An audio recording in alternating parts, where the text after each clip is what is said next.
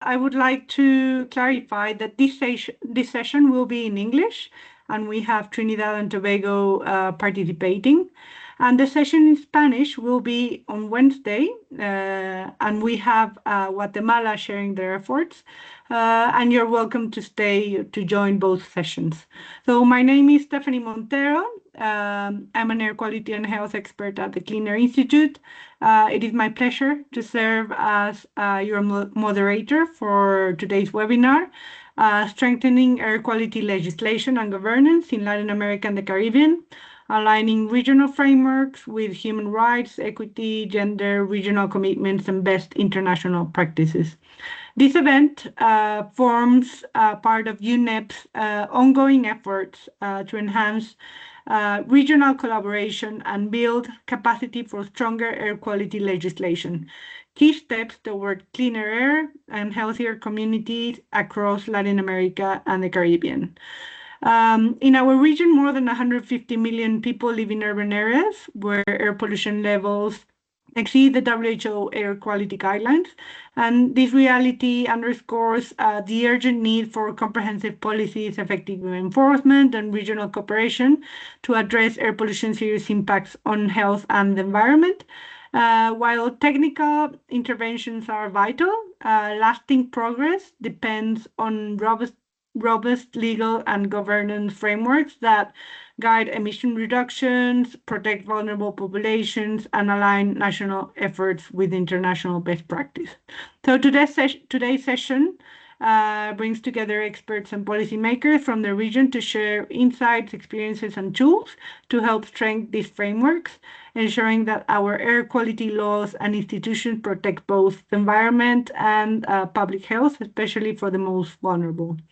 So during today's session, we will begin with a presentation of the Air Quality Legislation Guide, followed by a country experience from Trinidad and Tobago, and conclude with a Q&A with our panelists. So before we begin, please feel free to share your questions and comments in the Q&A chat box at any time. We will address your question during the discussion segment at the end of the session, and depending on time, we'll respond by email if needed. The session is being recorded, and the recording will be made available after the event. So now I am honored to introduce our distinguished guest speakers. We have Renee Gift, who is an environmental lawyer and legal officer at the Montevideo Coordination and Delivery Unit of UNEP's Law Division. She leads the division's work on legal responses to air pollution and climate change. Prior to joining UNEP, she worked with UNESCO's Intergovernmental Hydrological Program, promoting collaboration over transboundary water resources, and also served as an independent legal advisor to several small island developing states supporting national legislation on climate change, biodiversity, and coastal zone management. She holds a Bachelor of Law from the University of the West Indies and a Master's of Law from Lewis and Clark Northwestern School of Laws. Thank you, Renee. And we have also Trinadino. She is a Senior Environmental Officer for Air at the Environmental Management Authority of Trinidad and Tobago, with over 20 years of experience in environmental regulation and policy implementations. She has played a central role in major national initiatives, including the implementation of the air pollution rules, the establishment of Trinidad and Tobago's ambient air quality monitoring network, and the development of national greenhouse gas inventories. Her work has been instrumental in advancing air quality management and climate action in the country.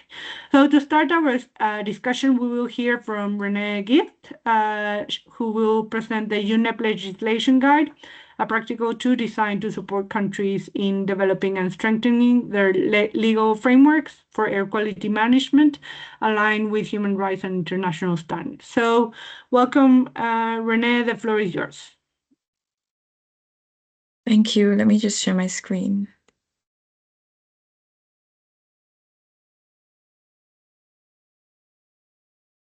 Okay, thank you, Stephanie and I'm happy to be here. My name is Rennie Gift, as you heard, and I'm the legal officer at the UNEP Law Division. Um, I first wanted to share a little bit about what we do at the Law Division on air quality. I think many people are familiar with UNEP's work on air quality, and maybe more the technical side, but we have started working on air quality governance and specifically on legislation, as it aligns with the Montevideo Environmental Law Program. So the Montevideo program is a 10-year intergovernmental program which is really designed to support countries develop environmental rule of law and build capacity around environmental rule of law. Um, we do have a technical assistance platform known as the Law and Environment Assistance Platform, which is an online platform that where countries can access information about the program, but more importantly, can request assistance from UNEP to support in developing environmental rule of law. So this includes on developing air quality legislation and other environmental management legislation and capacity building. I'll share the link for that after the presentation. So I guess to take a step back, I would want to discuss a little bit about why we focus on air quality legislation as a means of managing air quality. Um, when I say legislation, this refers to laws and regulations made under legislative authority. So whatever the constitutional structure of a given country, legislation includes laws and regulations established by a formal state-sponsored legislative process. So we're not talking about policy here, but really binding laws and regulations on air quality. And legislation is what I guess the perspective that we take at the Law Division is that legislation is important because it embeds processes for reviewing air quality standards and plans. So it allows for the review and updating of regulatory arrangements and for balancing socioeconomic priorities based on political deliberation. It also creates administrative architecture to support and entrench the implementation of air quality standards, including monitoring requirements and enforcement mechanisms. Of course, legislation has a symbolic importance as well, both in projecting a state-sponsored authoritative vision of air quality issues and in facilitating social and economic change. And legislation was recognized in the WHO air quality guidelines as a key institutional tool for implementing those guidelines. And it has also been recognized as a key component or a key enabler for fulfilling the right to a clean, healthy, and sustainable environment. So in 2021, UNEP undertook a review of 194 of legislation in 194 countries and the European Union, because we wanted to see how states regulate air quality. And we found that it was very different across the board. So there was no one or homogeneous way of regulating air quality within countries' national jurisdiction.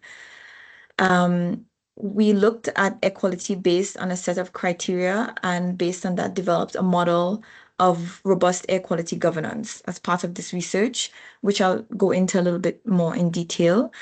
But one of the foundational principles of this study was that ambient air quality standards, or AAQS, when legally framed and institutionally embedded in law or regulation, create the foundation of a robust air quality governance system. So just to note that this review looked at the existence of national legal measures for determining whether air quality standards were met, but it did not go into practically whether they were implemented effectively or not. We looked at what was on the books. So what do we mean by a robust system of air quality governance? And there are a few points, and these were essentially the foundation of the criteria that we use to assess the air quality legislation in countries. And why this is important is because it gave us a kind of overview of what are some of the challenges that are remaining globally, and then we were able to look at also regional focus. So I'll just go quickly into some of these key criteria, but a robust system of air quality governance requires governments to develop air quality standards in light of public health objectives and establishes standards for institutional responsibility. It monitors compliance and defines consequences. So it looks at how standards can be enforced.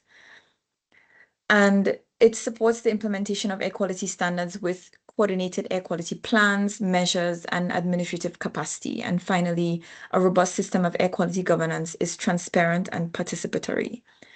I'll go into what some of these mean, but using these criteria and looking at countries around the world, we came up with some key findings. And I will just go into these findings as it looks at the regional level. So it found that 61% of countries in Latin America and the Caribbean, so those were 33 countries, had ambient air quality standards set in a legal document, so a law policy, a law or regulation, not policy. And if you look at just the CARICOM region of 15 countries, these were only 5 out of 15 countries. And this looked at, so this was a 2021 study, I should mention, and looked at how they achieved WHO guidelines before the 2021 update.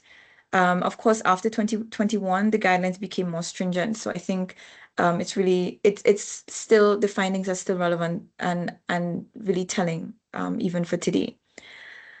So 39% of countries in the Latin American Caribbean region had ambient air quality standards for PM 2.5.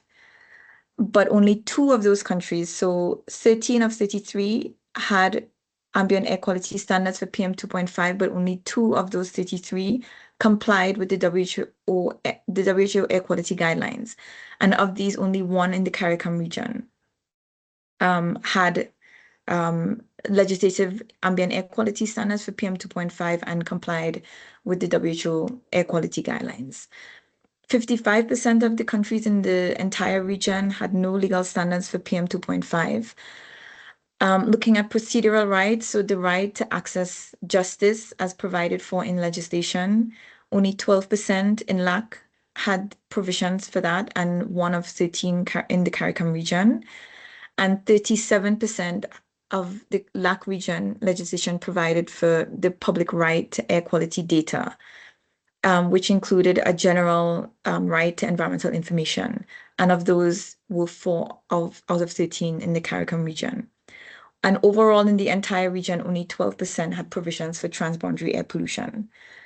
So I think this gives a really good picture of some of the challenges there were over 100 criteria that we developed for this study. So I just picked out a few, but it gives a good idea of some of the challenges that we still have in the region in creating this robust system of air quality governance. So based on the findings of this study, and which was that many countries are in need of a review of their national legislation and a strengthening of legislation to incorporate certain criteria for robust air quality governance, we developed a guide on ambient air quality legislation. So this translates the findings of the global assessment into questions and considerations for lawmakers. So it's not a model law. It assists the lawmaker in looking at the kinds of questions that one should ask themselves when developing an ambient air quality legislation. And also it's also relevant, of course, for those countries who already have legislation and are interested in strengthening them. So, and also just to note that it really looks at the idea or the principle that ambient air quality standards are crucial to achieving. So the standards themselves are crucial to achieving good air quality or good air quality management, and uses that really as the foundation of developing this governance system. So this is just kind of like a screenshot from the guide, but there's a air quality legislation checklist in the guide, which goes through a number of questions that you can ask yourself as a law decision maker when you're looking to review your air quality legislation. And this guide really focuses on ambient air quality standards, but many of these questions are relevant when developing sectoral legislation as well for maybe different industries. And I just wanted to go into kind of some of the questions that the guide asks and what are the responses, so you have a kind of idea of what the content of the guide will be. But for example, when looking at developing ambient air quality guidelines, the guide suggests that you look first at the global context for national air quality standards and frameworks. So is there an international legal obligation that is applicable to your country or to your region that would be relevant when setting standards or provisions for air quality management? And it suggests that the WHO air quality guidelines are foundational to air quality law. And there are a couple of reasons for that. It's an authoritative global reference, synthesizing the evidence underpinning the need for ambient air quality standards, especially in the absence of a global treaty on ambient air quality standards. So WHO guidelines evaluate evidence of the effects of air pollution from the perspective of public health and the potential avoidance of harms. So the WHO guidelines provide a well-evidenced starting point for national evaluation of air quality standards, which of course need to take into account national environmental and social conditions. But they do provide a lower limit under which it's unlikely that health benefits could accrue. So I think it's important to state here that this is not suggesting that countries should adopt, every single provision under these guidelines, but just that it is a good starting point and it's based on public health information and data. So it may not all of and it really depends on the pollution climate of the country, and all of the pollutants, of course, may not be relevant, but for those that are, the WHO air quality guidelines is a good starting point. Some of the questions the guide suggests you should ask is, for example, what should be the purpose of this air quality framework? So the objectives of an air quality law sort of set the ambition and the focus for regulatory attention. And it also talks about the importance of having an objective in the primary legislation or the secondary legislation and the different implications of that. So if it's in primary legislation, it gives a kind of color to how the air quality law will be interpreted and applied holistically and consistently to achieve the desired health and environmental outcomes. What is the scope of air quality legislation?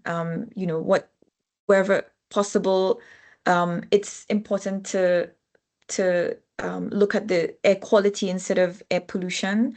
So the focus is not just on controlling emissions, but more in putting as the most important thing, the objective of promoting good public health. How are stakeholders included in the process? So many air quality frameworks will prescribe a public participation process in adopting ambient air quality standards that are open to stakeholders and the public at large. And they may allow meaningful public participation to any relevant interested party so that they have the opportunity to participate in the process of developing laws. Of course, which pollutants should the air quality standards regulate will really depend also on the scope of the which pollutants should come within the scope of the national air quality law will depend on the chemical climate of the country. And you would want to develop air quality standards for the pollutants of greatest local significance, of course. The guide looks at how to set standards and answers certain questions like, should they be based on WHO guideline values? Some of what we discussed, as well as it looks at the pros and cons or the arguments for why WHO guidelines should feature so prominently in your consideration of developing those standards. It looks at also it looks at also establishing frameworks for monitoring, as it's considered the cornerstone of assessment of compliance with legal standards. So the only way to understand whether ambient air quality standards are being achieved is to ensure that an effective system of monitoring within the legislation is established. And this looks at legal standards for fixed observations of ambient air quality during over a long-term period using calibrated and traceable methods of measurement and unbroken chains of calibrations. So it should discuss how uncertainties should be handled. And usually this requirement is imposed on the state. So in other words, the relevant level of government, since air quality measurements by individual operators will often not be representative. It talks about the fact that data should be of sufficient robustness and quality that it can act as the basis of a legal challenge, and looks at the fact that public confidence in air quality data is critically important. Measurements should be open to scrutiny and deliver data that transparently meets predefined data quality standards. So these are all considerations when developing air quality standards. And I think as a lawyer, many people say, it's not just about having a law, it's about enforcing it. But actually, sometimes a law that is not effectively enforced has a lot to do with how the law itself has been articulated. And if there are no provisions for administrative frameworks and enforcement and so on, then it will be sometimes even difficult to facilitate enforcement. And this is what really these points get at, how to create a system that allows for effective implementation, monitoring, compliance, and enforcement. So looking at compliance specifically, if reliable data demonstrates that ambient air quality standards are not being met, there should be legal consequences for the breach of the law.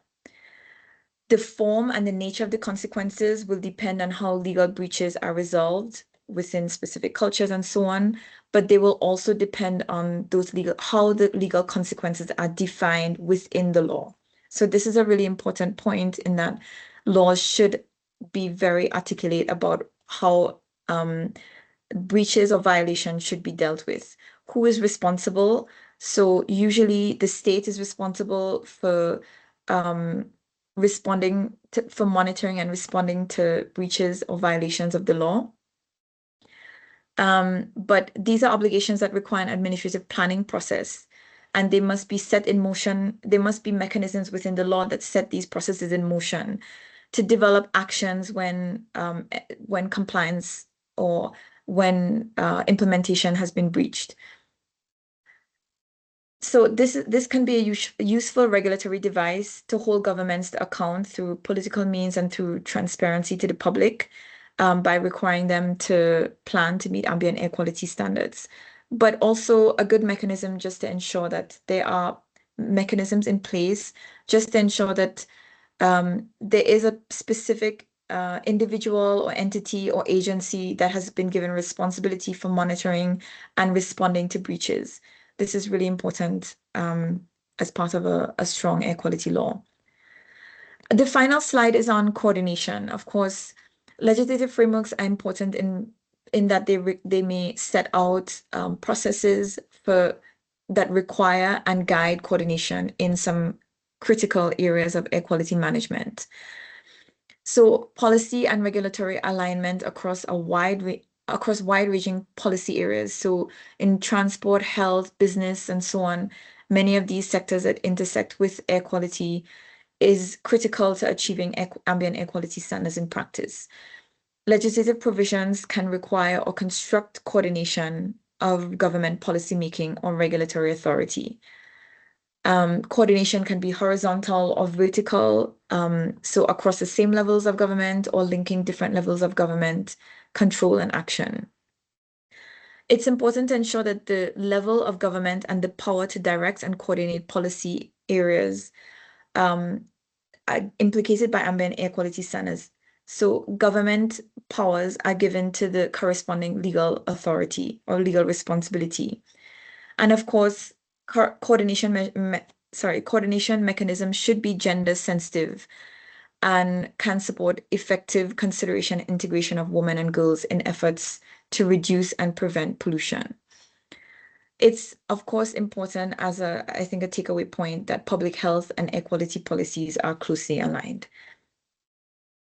I think I'll leave that there. And in case you have any questions, I will also share the link for the guide and the review of air quality legislation in the chat. Thank you. Thank you. Thank you very much, Renee, for that clear and rich presentation. The guide truly provides like a solid foundation for countries to advance legal frameworks and stronger governance on air quality, especially, as you said, no, with all the challenges we have in Latin America and the Caribbean. And it's important to discuss, maybe main challenges to update or develop new environmental law and how to overcome them, and also how to monitor compliance and enforce it. Thank you. Thank you very much, Renee. Well, next we will turn to our country experience that highlights how the Caribbean region is addressing air quality governance through legal and institutional frameworks. Trina from the Environmental Management Authority of Trinidad and Tobago will discuss current efforts and priorities in strengthening air quality management and legislation in her country. Welcome, Trina. Thank you. Hi, thank you, Stephanie, and thank you for that introduction. So Stephanie highlighted, today I will share Trinidad and Tobago's experience in advancing air quality management, highlighting national efforts, legislative approaches, and institutional experiences in advancing air quality management. My presentation will cover 6 areas on national context, Trinidad and Tobago's air quality landscape, the legislative and regulatory framework, institutional experiences, key operational challenges, and the opportunities ahead for aligning with international best practice. Together, these provide a concise picture of where we are and where we need to go. Trinidad and Tobago's national context strongly shapes our air quality. The northern range often traps pollutants in the Port of Spain, which is the capital, and the east-west corridor valleys, while the central plains in Trinidad and Tobago's sloping terrain allow for better dispersion. Our tropical climate also plays a major role. Sunlight and heat drive ozone formation in the dry season. Rainfall provides washouts in the wet season, and frequent Saharan dust intrusions significantly raise particulate matter levels. We are a highly industrialized, energy-driven economy, making industrial and petrochemical activity key emission sources. And with densely populated urban areas and a young population and a growing elderly community, many groups remain vulnerable to pollution episodes. Together, these factors highlight why air quality management is essential to protecting public health, equity, and environmental resilience. Looking at the air quality landscape, Trinidad and Tobago is shaped by our highly industrialized economy. Our emissions are dominated by the energy sector, which contributes about 58% of national greenhouse gases, with industrial processes adding another 32%, meaning roughly 80% of the country's emissions come from these 2 areas. We are also among the world's highest per capita emitters. In 2022, our national emissions exceeded 43,000 gigagrams of CO2 equivalents, primarily from carbon dioxide and methane. The main subsectors include natural gas processing, petrochemicals, power generation, and transport. Now, with over 1.1 million vehicles to a population of 1.36 million, traffic is a major source of black carbon and nitrogen oxides, creating urban hotspots. High black carbon emissions are a concern not only for local air quality, but also for regional climate warming, underscoring the need for integrated air quality and climate governance. This emissions profile sets the context for the regulatory and management tools we are strengthening. Beyond industrial and traffic emissions, Trinidad and Tobago also experiences significant episodic pollution events that can quickly worsen air quality. Saharan dust is one of the most influential.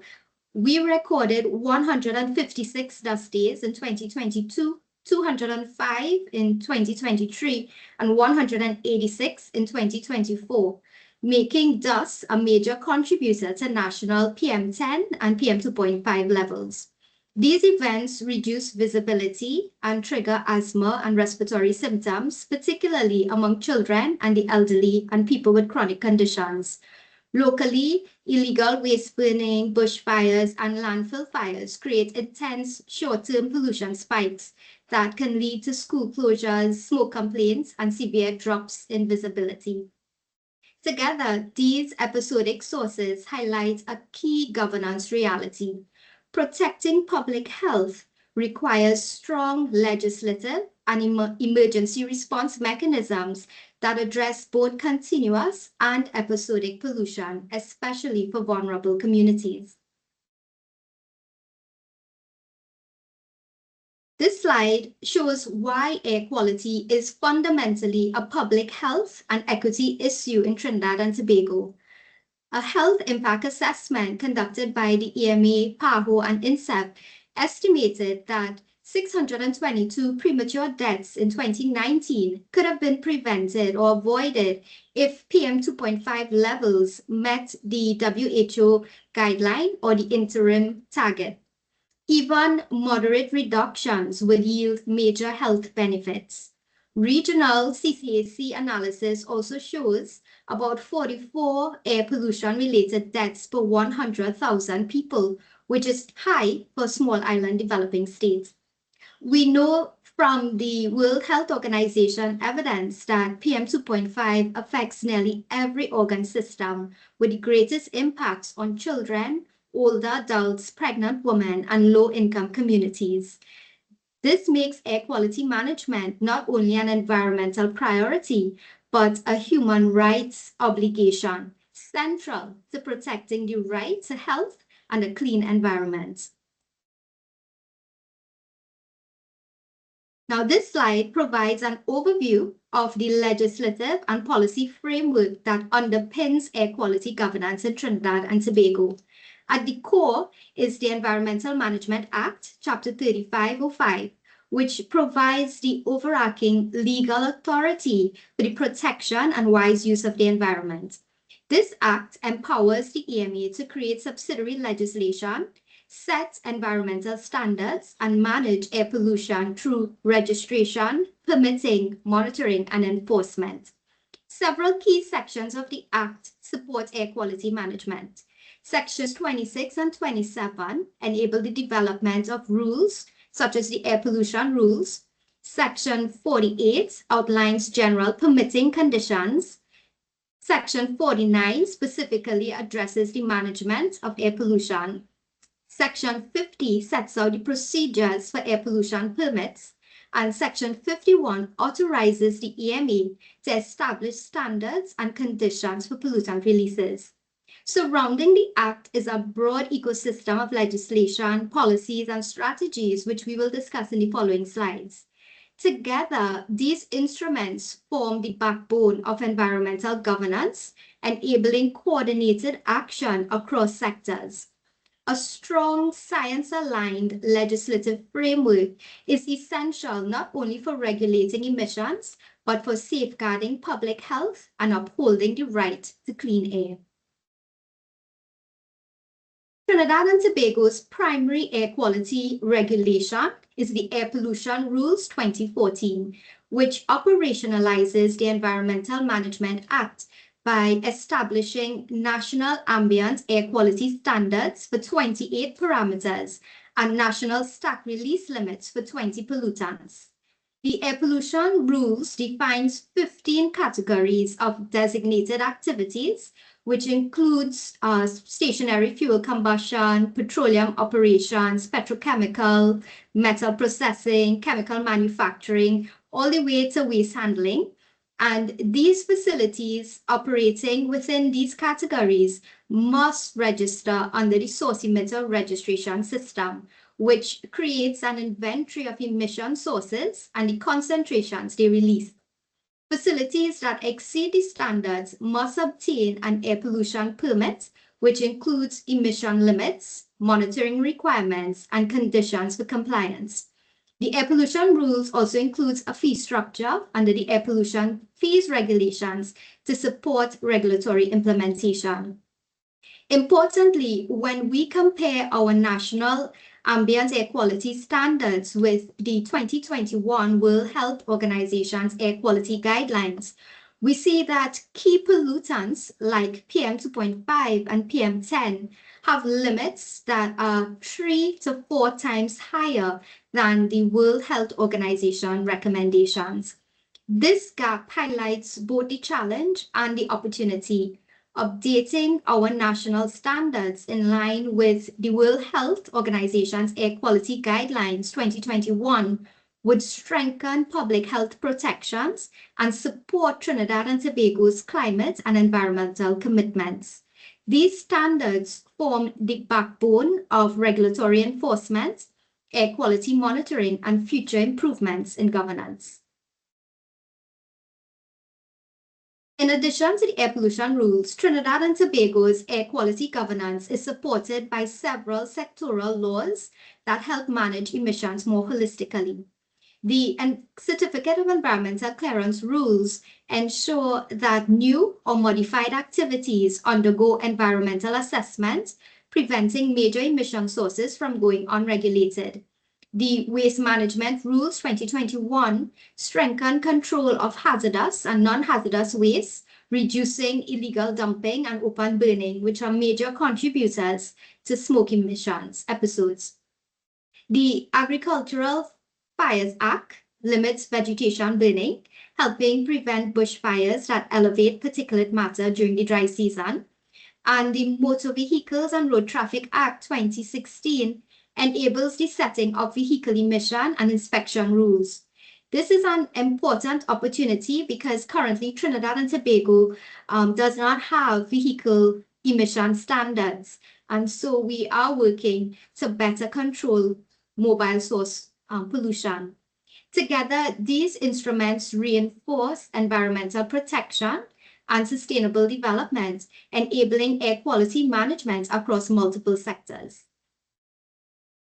This slide highlights the broader national policy framework that supports air quality governance in Trinidad and Tobago. Our National Environmental Policy 2018 is the foundation explicitly prioritizing air pollution control in Section 2.02 and committing the country to prevent, reduce, and manage emissions across all major sectors. Our long-term development strategy, Vision 2030, reinforces this by calling for cleaner energy systems, lower emission transport, and modernized pollution control measures, all of which directly support air quality and public health goals. Air quality is also central to our commitments.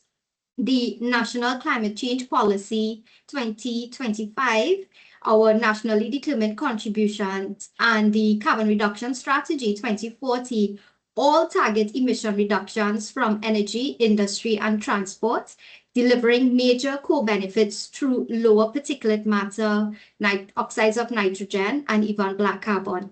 And finally, we have the National Cooling Strategy, which promotes HFC phase down and energy efficiency, reducing climate pollutants and indirect emissions. Together, these policies create a strong enabling environment for integrated action, aligning air quality, climate mitigation, and sustainable development. Trinidad and Tobago's most significant institutional achievement in air quality management has been the development of our National Ambient Air Quality Monitoring Network. This network was built and is managed entirely in-house by the Environmental Management Authority. We designed, installed, and currently operate 9 stations across Trinidad and Tobago, capturing real-time data on key criteria pollutants, particulate matter PM10 as well as PM2.5, nitrogen dioxide, sulfur dioxide, ground level ozone, and carbon monoxide. All monitoring data feeds into our public web portal, which provides 24/7 access using simple health-based language. The Air Quality Index dashboard helps the public understand who may be at risk and what protective actions they can take.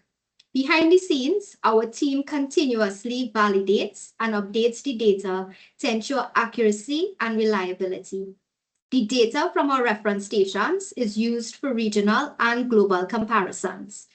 Establishing this national system has transformed transparency, strengthened evidence-based decision-making, and created a strong foundation for future legislative and policy reform. Another key institutional experience has been the strengthening of our regulatory framework under the Air Pollution Rules 2014. To date, 391 facilities have applied for the source emitter registration process, and we are currently reviewing 3 air quality assessments for landfill operations. Under the air pollution permit system, 3 major facilities, including an ammonia production plant, a cement manufacturer, and a manufacturer of urea formaldehyde concentrations and resins, are currently undergoing permitting to manage emissions. We have also advanced the development of approved scientific methods through our ambient air quality monitoring and stack testing guide, which helps standardize monitoring and supports regulatory consistency. A major ongoing effort is the updating of our national standards to align more closely with the World Health Organization's air quality guidelines. In 2024, with support from PAHO and the Clean Air Institute, we developed emission reduction scenarios and priority interventions that quantify how updated standards could reduce national PM2.5 averages. The graph on the right illustrates the difference between our current standards, observed trends, and the projected reductions achievable under a strengthened regulatory pathway. This work directly reflects the pathways recommended in UNEP's Air Quality Legislation Guide, ensuring our national approach is aligned with international best practice.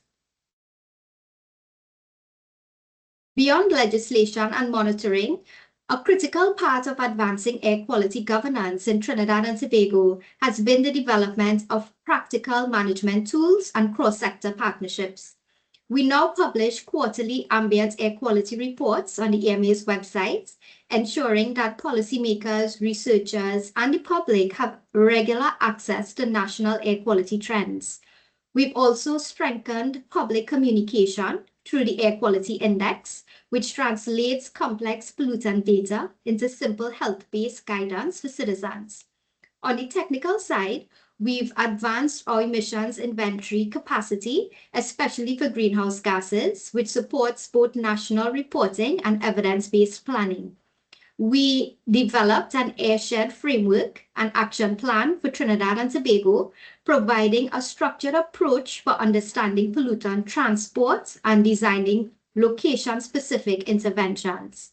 Our collaboration with PAHO and INSEP produced the country's first national health impact assessment, a milestone that quantifies health outcomes and air pollution and directly links air quality actions with public health benefits.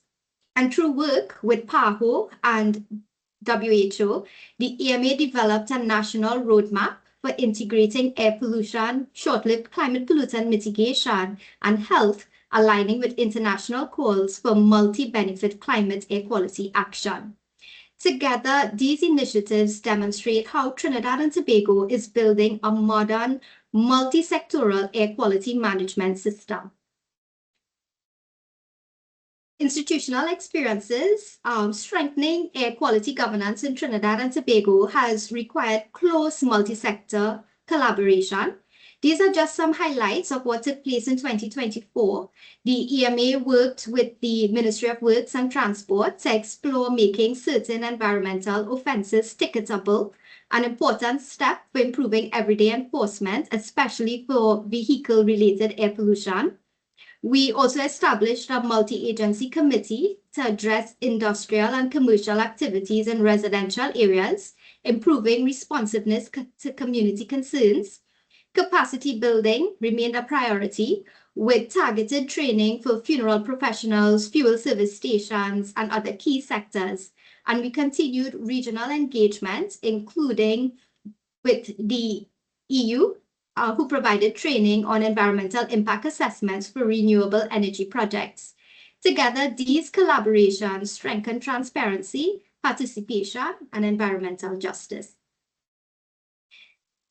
As we strengthen our air quality system, several important gaps became clear. We still lack a national criteria pollutant inventory and dedicated short-lived climate short-term climate pollutants monitoring. I also want to mention that we are now integrating 5 black carbon monitors into the network, and this project is expected to be completed by Q1 2026. We also do not have a national air quality emergency plan, something urgently needed based on recent landfill fires, smoke events, and severe Saharan dust episodes. As with all government agencies, we have resource and staffing constraints, which limit our ability to sustain and expand monitoring and to have long-term data sets. And these gaps reinforce the need for equity and gender-responsive reforms, ensuring that vulnerable groups, children, the elderly, low-income communities, and outdoor workers are fully protected as we advance national air quality governance. And as we look back, several institutional lessons stand out. First, strong multi-agency coordination is essential, especially during emergencies like landfill fires and severe dust events. Second, our standards must remain science-aligned, so updating them toward the WHO 2021 guidelines builds public trust and strengthens health protection. Clear enforcement pathways also improve compliance, while sustained investment in monitoring and staffing is critical for long-term resilience. And finally, stable, continuous data is the foundation of effective decision-making for both day-to-day management and long-term planning. These lessons are now guiding the next phase of air quality governance in Trinidad and Tobago. And finally, just to mention some opportunities for strengthening air quality governance. Looking ahead, Trinidad and Tobago has several key opportunities to strengthen air quality governance. As mentioned before, aligning our national standards with the WHO's 2021 guidelines. We are also looking at a comprehensive emissions inventory, and importantly, a national air quality emergency plan to guide responses, especially during landfill fires and severe dust events. Strengthening enforcement, including updated penalties and ticketable offences, will improve compliance. At the same time, expanding our network to include black carbon will ensure that there is more transparency, participation, from the public into our policy making as well. So together, these steps will position us to deliver cleaner air and align with global best practices. Thank you. Thank you very much, Trina, for that comprehensive and very insightful presentation. You've clearly highlighted how Trinidad and Tobago is a leader in the Caribbean, is advancing air quality management through strong legislation, institutional coordination, and integration of health, equity, and climate considerations. It's also inspiring how all the ongoing efforts from developing a national monitoring network to working on aligning standards with WHO guidelines, and also embedding transparency, participation, and justice in environmental governance. Thank you very much also for acknowledging that there are existing gaps, no, and sharing the steps being taken to close them. Thank you very much for everyone for joining on this event. We have only 6 minutes left. We have no questions on the chat box thing. Before we close the session, I would like to ask maybe both Trina and Renee, what would be, you mentioned challenges, no? But what would be the main challenge that you have encountered, or that you know countries have encountered in the case of Renee, when trying to update or develop environmental law, especially maybe air quality standards, and how did you overcome, or you know how countries overcame those challenges, and now we are in the moment that you are in Trinidad and Tobago.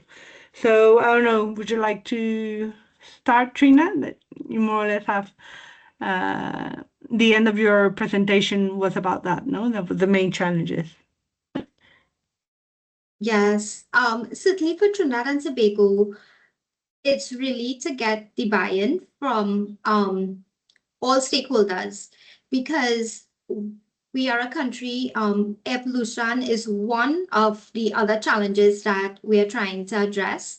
And sometimes environmental legislation takes the backseat, especially when there are other pressing issues with respect to the economy, health, etc., crime.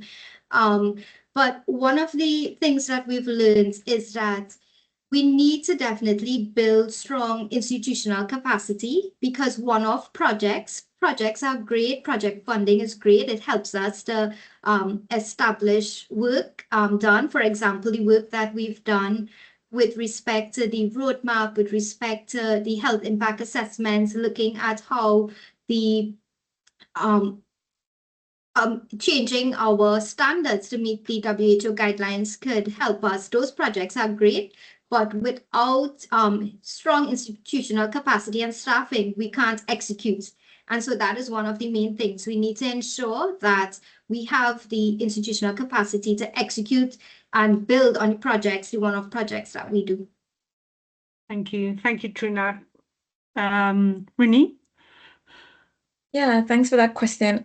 Actually, it's a really tricky question, because I've found that the law division works with countries all over the world, and I found that the challenges that are really acute in some regions are really not issues in others. So, I mean, some of the challenges that I thought of off the top of my head are transboundary air pollution. So, in some regions, this is a huge challenge, and sometimes this is the driver of national action on air quality management. It's also something that the guide would advocate that is something that should be dealt with at the national and international level, but it becomes really difficult and complicated when other countries may have like an economic interest in certain activities that cause air pollution. In other places, it has been the lack of reliable data. In some places, especially in terms of developing air quality standards in certain industries, it's the civil society, it's the not well, I would say private sector and civil society pushback, because of course air quality measures have economic impacts. And in some parts of the world, including in the Caribbean, the lack of perception of air quality or air pollution being a problem is also a huge challenge. So there isn't, a lot of motivation driving action at the national level. Well, in terms of overcoming challenges, I think that it's a gradual process, right? Like I don't know if there's any country that has really succeeded in really overcoming all the challenges, but I think one huge factor that helps is that I've seen countries also use in a really useful way is connecting the public health impacts of air pollution. So connecting public health to air pollution. And looking at, I think when you do that, then countries and civil society and private sector, they start to see that there's a lot of economic and social impact, negative impact that comes from leaving air quality and air pollution unchecked.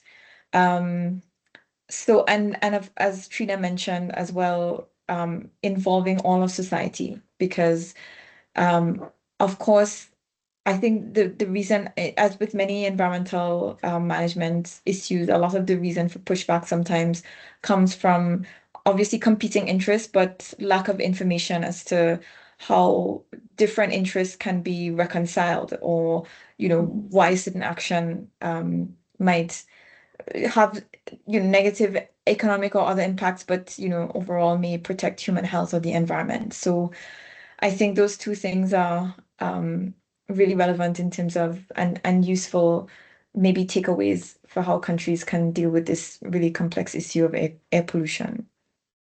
Thank you. Thank you, both of you. I'm sure these recommendations will be really useful for countries in the Caribbean and also the rest of the region. We have participants from Trinidad and Tobago, Jamaica, Guyana, Peru, Colombia, Panama, Chile, Costa Rica, El Salvador, Uruguay, the United States. So thank you very much for joining.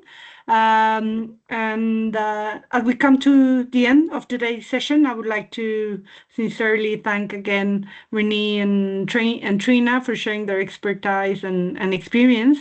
And my thanks also go to the UNEP Law Division and the regional offices supporting this important initiative. So to close today's session, it is my pleasure to invite Luisa Gonzalez to share final remarks on behalf of UNEP. Luisa Gonzalez, the floor is yours. Thank you, Stephanie. And yes, I will not take too much time from the participants because we are over the time.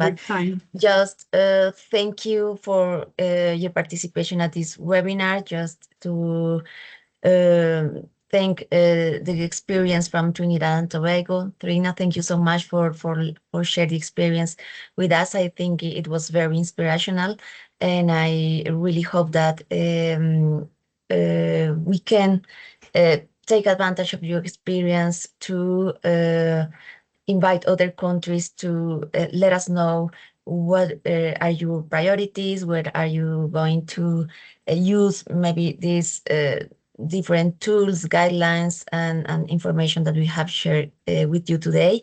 There is also another platform that maybe you already know. It's about the air quality management exchange platform that is like a library, digital library, where you can find a lot of information that maybe could be useful for your priorities, for your projects in your countries. And we are so happy to have these webinars and this exchange of experiences with you and the other countries. So you are invited to visit these documents, platforms, information that we have shared. And please let us know if and anytime you will need some kind of support from UNEP. We'll be happy to work with you and your teams in to move forward with the air quality agenda, to strengthen the air quality legal frameworks, because we know that this is a challenge sometimes, but it's also a good tool and a good document instrument in your countries to move forward with the agenda. It's very important also what you mentioned, these connections with the air quality agenda and the mitigation of climate change in your country. This has a lot of co-benefits that you can also highlight in your work, in your NDCs, or in your air quality plans. And these kind of synergies, positive synergies in the air quality agenda and climate change, is also very useful, helpful for you, and we understand that it's a good way to move forward and to have and to take advantage of the resources you have in your country, the human resources, but also the funding that you have available for your agendas.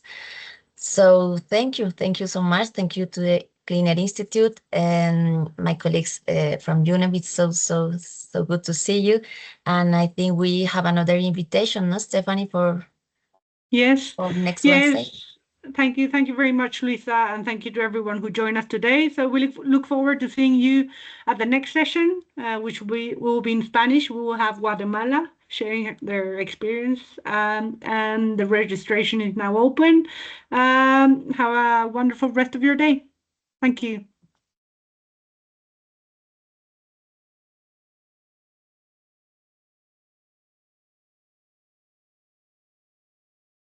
Thank you, Luisa. Thank you, Trina. Gracias, Marcos. You're welcome. Take care. Mhm. Bye. Take care. Thank you. Bye.